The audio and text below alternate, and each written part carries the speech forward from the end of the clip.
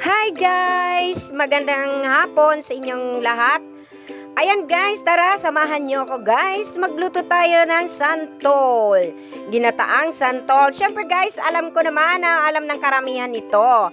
Ayan, pero ito, lulutuin ko dito. Ilalagay ko to ng konting taba at saka ng alamang. Ayan guys, umpisahan na natin guys. Ayan, binabalat ko muna yung santol guys, ayan, kasi ang kukunin ko dito yung pinaka lang, yung sunod sa buto, kasi yung tatanggalin lang natin yung balat. Ayan, syempre guys, nag-iwa-iwa na rin ako mga ingredients at naglaga na ako.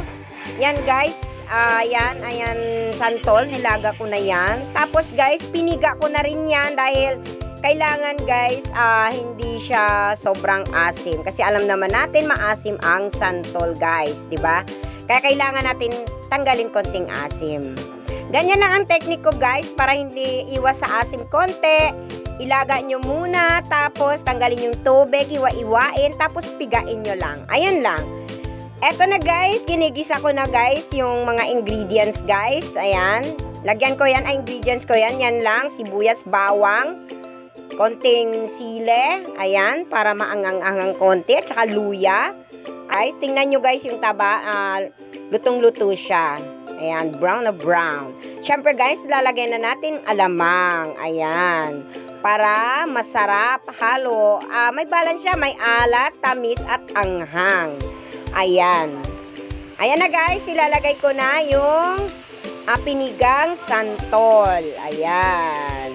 Ilalagay ko lang yan dyan. Tapos, ang huli natin nilalagay dyan guys, syempre yung gata. Ayan, pinakahuli. Tapos guys, tayo lang magtitimpla kung hanggang saan ang gusto natin lasa. Makuha natin ang gusto natin lasa. Ayan. Ayan guys, ang pinakalas yung gata na. Saglit lang yan maluto guys. Ayan. Kayo na bahala ang timpla nyo. Kasi ako, tama lang ang gusto ko guys. Ayan. O, diba? Finished product na yan guys. Lagyan ng konting-konti lang mga ingredients. Ayan guys, thank you. Panoorin nyo. Nilagyan nyo ng asukal din para magbalance. Wow!